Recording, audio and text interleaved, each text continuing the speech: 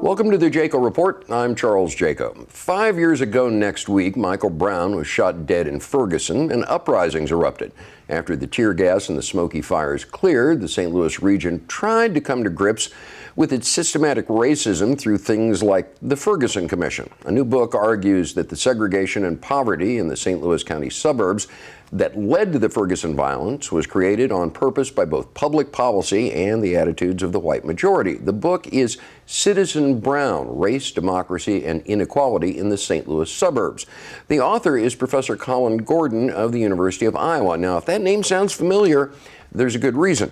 Over a decade ago, Gordon came out with a book called Mapping Decline. By tracing the fates of individual buildings and neighborhoods in the city of St. Louis, Gordon argued that the city's decline has been the result of both racist attitudes and racist policies that accelerated the hollowing out of large portions of the city. Gordon was all over print and broadcast media in St. Louis in 2008. St. Louisans reacted, often with shock and dismay, to a book that revealed what every black person knew and what every white person would have preferred not to know: that racism, disinvestment, and public policies created the mess in St. Louis. Mapping Decline came out the year America elected its first black president. Citizen Brown comes out as America is 2.5 years into the administration of a president who uses racism as a rallying cry for his angry white supporters. Coincidence? Sure. But maybe St. Louis city and county are just metaphors for the rest of America. We're pleased to have with us Professor Colin Gordon of the University of Iowa, author of the soon-to-be-released Citizen Brown. Colin, welcome. Thanks for coming in. I appreciate it. Before we get to the specifics on the book, if you could sort of synthesize what you found in both books, Mapping Decline and Citizen Brown, about racial disparities and racial policies and racial attitudes that lit the fuse that finally exploded 5 years ago next week in Ferguson. Sure. Well, one common theme across both books is the sort of unusual fragmentation of the St. Louis region. I mean municipal fragmentation. And what I argue more directly in Citizen Brown is that was and remains a segregationist project. And the division, the small municipalities that are all over the place. In which ways? They exist largely in service of sorting the population by race and class. There are, in fact, a large number of smaller municipalities in St. Louis County that provide no services to their residents. They don't pick up the garbage. They don't plow the streets. I'm thinking at the ridiculous end of the spectrum of Champ, Missouri, which has 6 houses and a population of 13. These municipalities exist largely, and in fact primarily, to control the use of land through exclusive single-family zoning, and thus control the movement and the freedom of various populations to live within the metropolitan region. Almost all of these St. Louis County subdivisions were platted on unincorporated land and developed with the use of race-restrictive deed covenants. The race-restrictive deed covenants expired or were declared unenforceable by the Shelley versus Kramer case, after which zoning took over the work of enforcing segregation. And what I argue in Citizen Brown is that as zoning starts to sort of lose its power and there's a big transition in North County, other institutions of local government take over the work of enforcing segregation, particularly the police. And that's in large part what led to the confrontation between Michael Brown and Darren Wilson. Now, you say the police taking over for zoning and restrictive covenants. In what way? What you see, regardless of the demographics of the local population in many of these communities, police often perform the function of controlling the movement of those who are viewed out of place or as a threat. And so even in communities like Ferguson, which are now over 50% African American, the largely white police force, especially in the years leading up to the death of Michael Brown, saw their role and were in fact instructed in their role as controlling the behavior of largely young African American males. And of course, as the Department of Justice pointed out in the wake of Michael Brown's death, not just controlling their behavior, but preying on them in order to keep the lights on at City Hall, because all other sources of revenue had dried up. Now, the title of the book, Citizen Brown, is sort of pregnant with meaning because one of the themes that runs through the book is that the basic rights of citizenship in the United States are being abridged or totally denied to large chunks of the population through public policy like this. Explain that to a viewer who might not be aware of what's going on here and how restrictive deed covenants or paramilitary policing causes someone to lose, in fact, if not in theory, many of their rights as a U.S. citizen. Well, I mean, one way to think about citizenship is just to think about the various ways in which individuals have interactions with the state that governs them, and including local governments. And, you know, so with local governments, people value that citizenship a great deal because they tend to be, particularly in smaller settings, closer to their elected officials. You know, they may live down the street from them. And the sorts of interactions they have with the state, rolling their recycling to the curb, taking their kids to school, these sort of local services are highly prized. And what I argue in Citizen Brown is that for African American citizens of St. Louis County, not only are the services that we expect, like good schools and sewers and that sort of thing, of a lower quality historically in African American communities, but the elements of citizenship that are to us, not so welcome or oppressive, are exaggerated for African Americans. So policing, code enforcement, that sort of thing. So what you get is a state that treats you not as a citizen, but as a subject. And rather than protecting you, is as likely to prey upon you. And that's certainly, I think you see that not only in the basic interactions between the police and African Americans in much of St. Louis County, but increasingly in the fact that local governments are engaged in this sort of predatory finance using code enforcement and policing to raise revenues.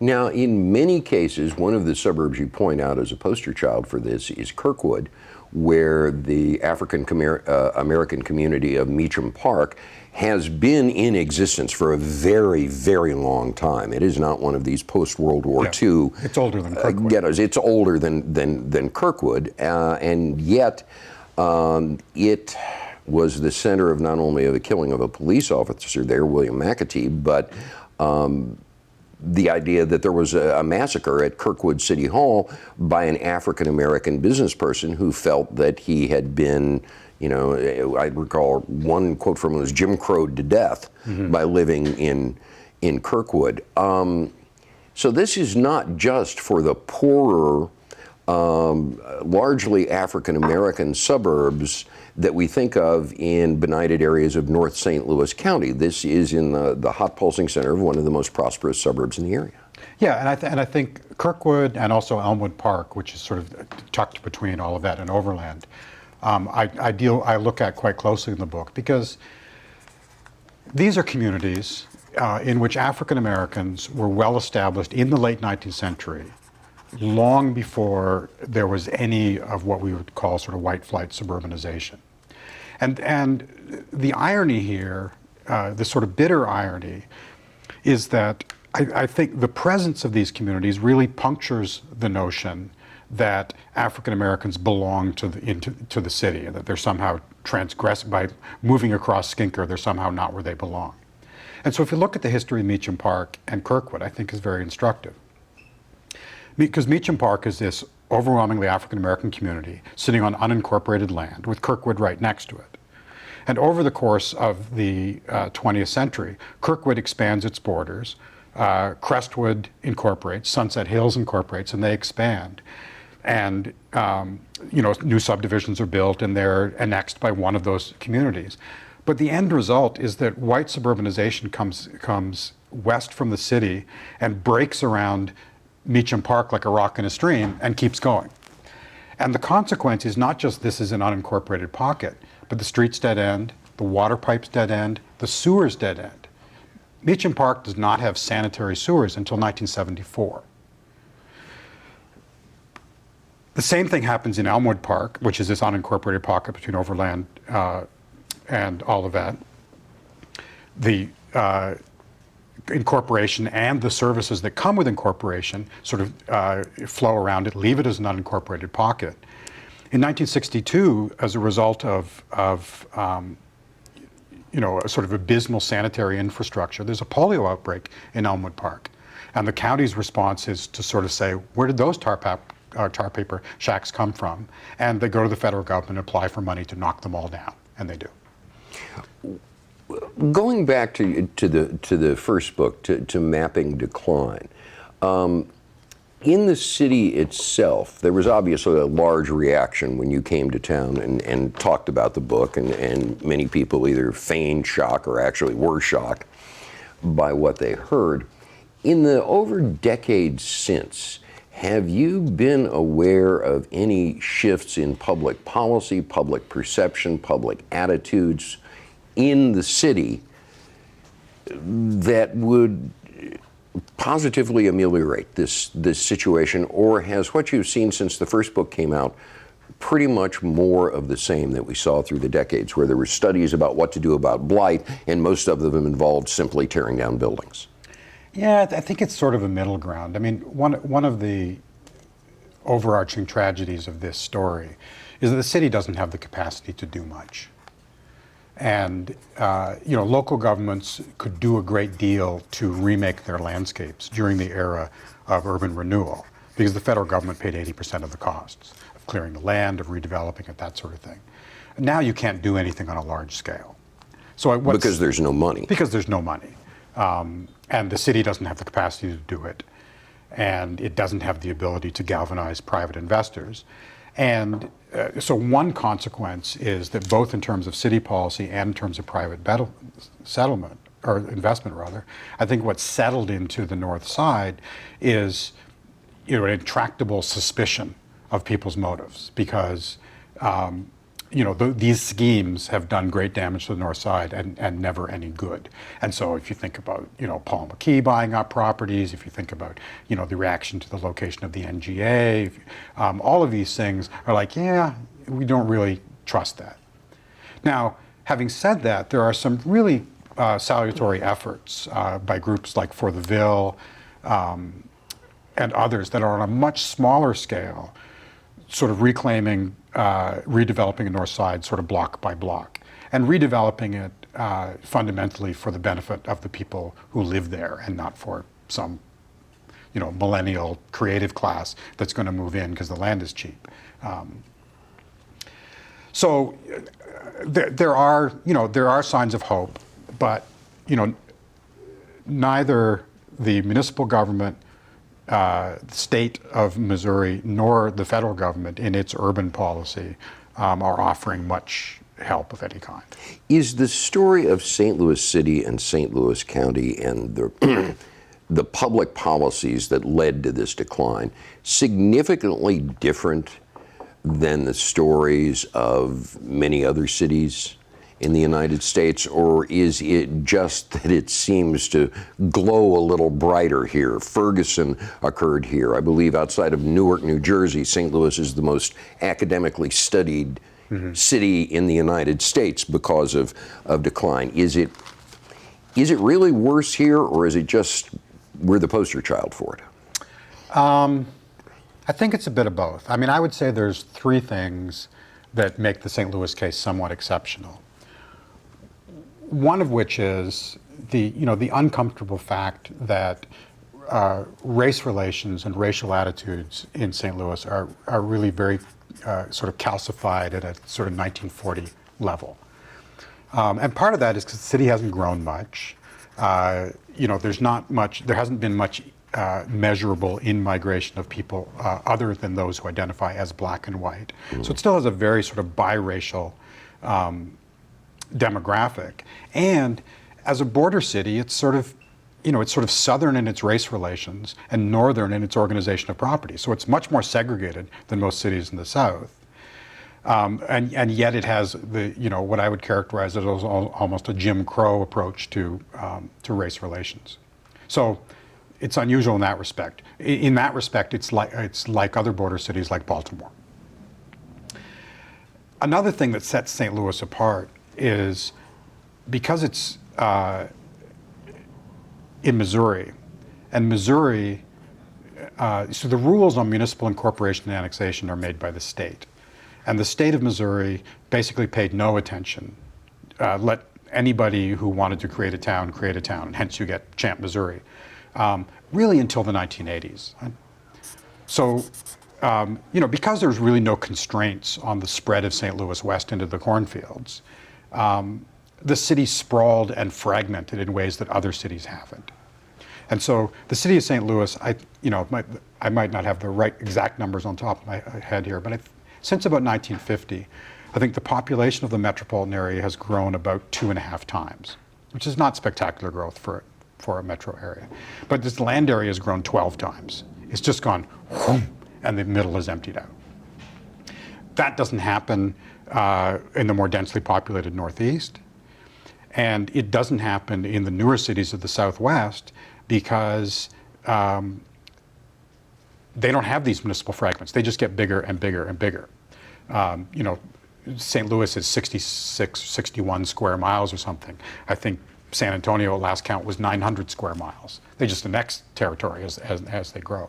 So they don't have the same dynamic. And then the final piece, I think, which is an issue in St. Louis, is that St. Louis has not, for the last half century, had a very strong economy.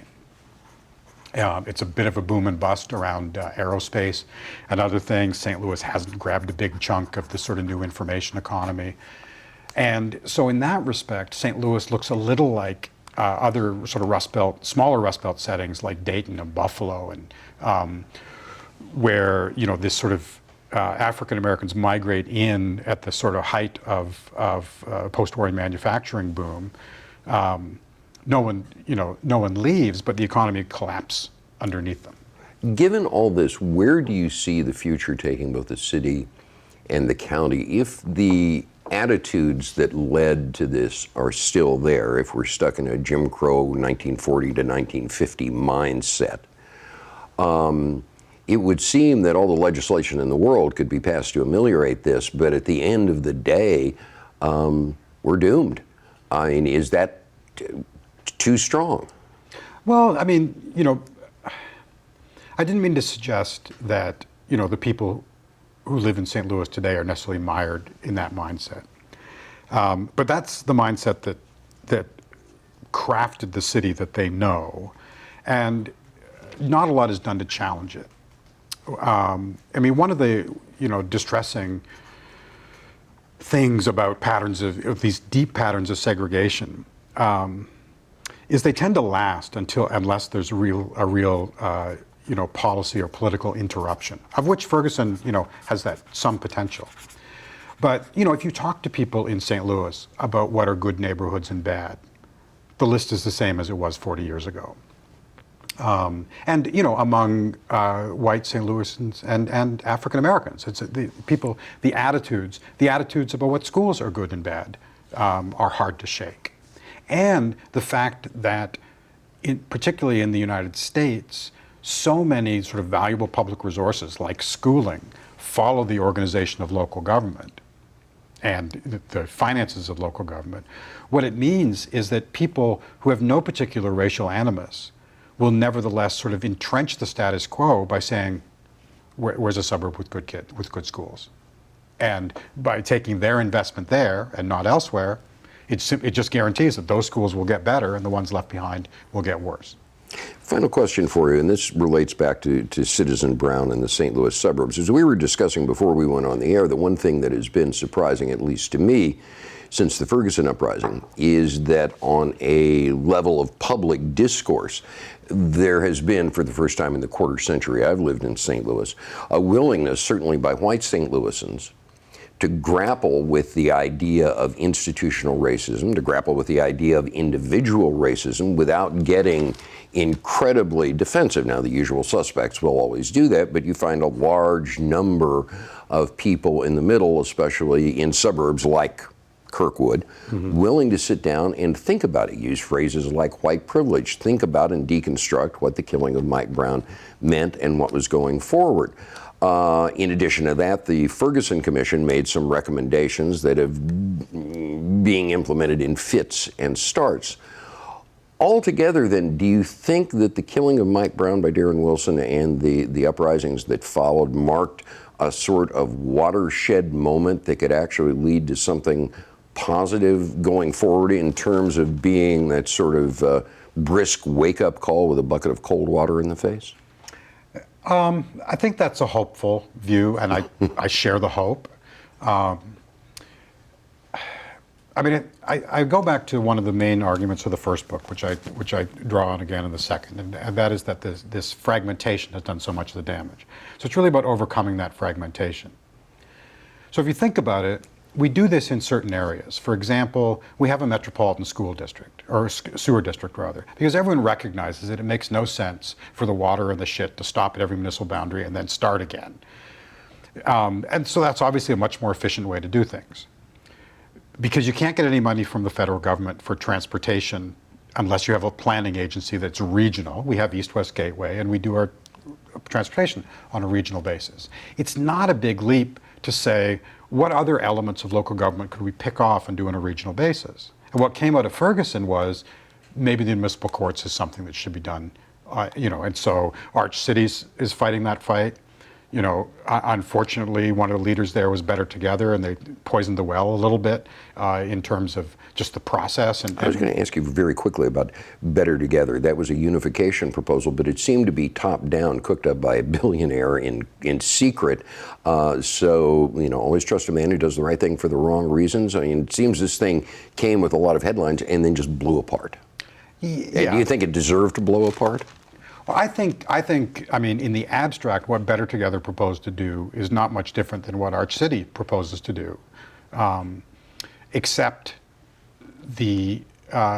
especially in the wake of Ferguson, it was so incredibly tone deaf not to pay attention to the process and not to pay attention to the sort of engagement and buy-in of the communities that are going to be most effective. The idea that St. Louis, this idea that St. Louis City and St. Louis County will join together has come up once a generation since they split in 1876.